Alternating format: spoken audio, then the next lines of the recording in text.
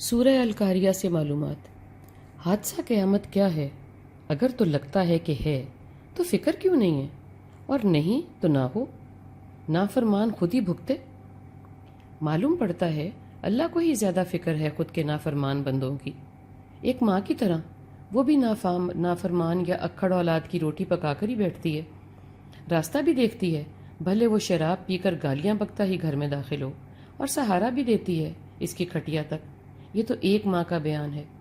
وہ ذات پاک تو خالق ہے، مالک ہے، نظر بھی رکھے ہوئے ہے، پیار بھی کرتا ہے کئی ماؤں سے بھی زیادہ، رازق بھی ہے، بھلے اسے مانو نہ ہی مانو۔ یہ سورہ نمبر ہے 101۔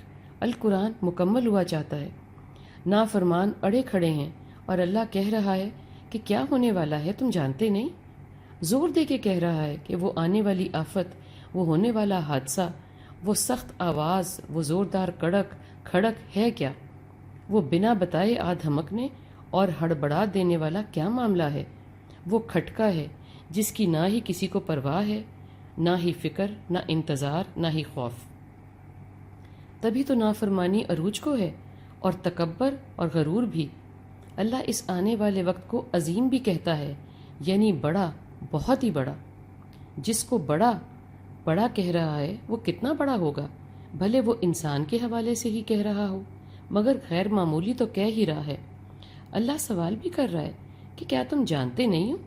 معنی کہ تم ادراک نہیں رکھتے کہ کیا بھگتاوا ہے آگے، یعنی معصوم ہو اور انجام سے بے خبر ہو؟ مگر معلوم تو پڑنا چاہیے کہ یہ جو سب یہاں بازار لگا ہے، اس کا کوئی تو انجام اختتام ہوگا ہی، یا ہونا چاہیے، اور نتیجہ نکلے گا ہی۔ اسی کو حادثہ اور غیر معمولی حادثہ کہہ رہا ہے سب کا مالک، خالق اور رازق۔ بھلے نہ ہی مانو اس کی بات، مگر یہ انکار نہیں کر سکتے کہ وہ جو کہہ رہا ہے نہیں ہوگا، اس کا تو انتظار ہونا ہی چاہیے۔ اللہ کا سوال یہ ہے کہ انتظار کیوں نہیں ہے، یا جانکاری کی پریشانی کیوں نہیں ہے؟ اب اللہ کچھ جانکاری خود ہی دے رہا ہے کہ انسان کی اوقات اس لمحے کیا ہوگی جب ہلچل اور بھگدڑ مچی ہوگی۔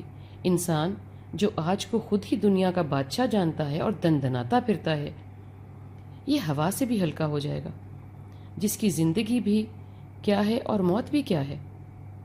پروانے کی زندگی بھی کیا معمولی اور بے حقیقت ہوتی ہے۔ یوم الدین کو جب انسان مردود، نافرمان کو خود کی حقیقت معلوم پڑے گی تو لگ پتا جائے گا۔ آج تنہائی، بے سر و سامانی، اکیلا پن، نا امیدی ہے۔ اب پچھتاوا بھی کیا، وقت لوٹایا نہیں جا سکتا۔ اب بس میں اور میرے اعمال تف ہے۔ ایک اور مضبوط شے جس کو انسان سب سے ہی ناقابل تسخیر جانتا ہے اس فانی دنیا میں، وہ ہیں پہاڑ، اونچے، لمبے، مضبوط، میلوں میل پھیلے، بے خوف۔ ان کی اوقات بھی اللہ بتا رہا ہے کہ روئی کی طرح اڑ رہے ہوں گے، دھن کی روئی کی مانند۔ ان کا ریشہ ریشہ الگ ہوگا، اور یہ بھی بے حقیقت ہی ہوں گے۔ پہاڑ سے مراد ایک تو پہاڑ ہے، اور ایک اللہ بتاتا ہے کہ مضبوط اور نہ ہلا دینے والی شے جو قائم رہتی ہے اس وقت بھی، جب زلزلہ ہو، طوفان ہو، وہ قائم ہیں۔ پہاڑ لاوا اگلتے ہیں، اڑتے نہیں، اور انسان ہمیشہ پہاڑوں کو طاقتور ہی جانتا ہے۔ حضرت نوح کے بیٹے نے بھی کہا کہ سیلابی طوفان آئے گا تو میں پہاڑ پر چڑھ جاؤں گا۔ یہ ہے اس دن کا حال جس کا ذکر ہم کو خوف نہیں دلاتا۔ اس دن بھی اللہ فرما رہا ہے کہ جو اللہ کی راہ میں زندگی گزار رہے ہوں گے، اس کی خوشنودی کے لیے خود سے، اوروں سے معاملہ کر رہے ہوں گے، وہ اس بھگدڑ اور نفسا نفسی میں، عیش میں ہوں گے۔ اگر آج اس کی ہی فکر کر لی جائے کہ میرا ہر عمل تولا جا رہا ہے، اور جو تولا جا رہا ہے تو کہیں تو لکھا بھی جا رہا ہوگا، حساب جو ہونا ہے، اور ظاہر ہے اسی لیے تو تولا جا رہا ہے۔ جب جب لکھا جا رہا ہے تو پیشی بھی ہوگی، پیشی ہوگی تو نتیجہ بھی ہوگا، نتیجہ ہوگا تو علل اعلان ہوگا، عہدہ ملے گا سب کے سامنے، مرتبے کی جگہ بھی دکھائی جائے گی، بھیجا جائے گا اور دوام ہوگا۔ بھاری اعمال والے ہی فلاح پائیں گے، ہلکی میزان والے نامراد ٹھہریں گے۔ اب تو جان ہی لو، یہ کمال میزان ہوگی، بتاتی جائے گی اور بھیجتی جائے گی اوپر سے اوپر کے درجات میں اللہ کے حکم سے، اور پھینکتی جائے گی گڑھوں میں نیچے سے نیچے، آگ اور پتھر سے بھرے ان بھاری میزان والوں کی من پسند عیش ہوگی اور ہلکے وزن والوں کی گہرے گڑھے میں ساری لافانی زندگی گزرے گی۔ اس گڑھے کا ابھی تو پتہ نہیں پڑ رہا کہ کیا ہے، دہکتی آگ ہے۔ دہکتی آگ کیا ہوتی ہے آج کا انسان نہیں جان سکتا۔ ہم 100,000 اشیاء کو روز مرہ کی زندگی میں سمجھ نہیں پاتے، مگر ملتے جلتے موقعوں سے سمجھنے کی کوشش ضرور کرتے ہیں، اور کسی حد تک سمجھ بھی پاتے ہیں اور نہیں بھی، مگر کوشش تو کرتے ہی ہیں نا۔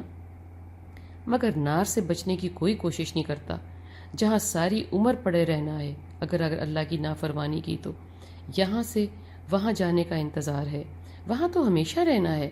صرف یہ کہہ کر نہیں چلے گا کہ وہ غفور الرحیم ہے آپ کے لیے۔ اگر وہ معاف کرنے والا ہو جائے تو ان کا کیا، جو زندگی اسی کی نام لگائے کھڑے ہیں۔ خود سے پوچھو اور جانو کہ وہ عادل ہے، منصف ہے۔ منصف پہلے ہے، عادل پہلے ہے، پھر غفور بھی ہے، رحیم بھی۔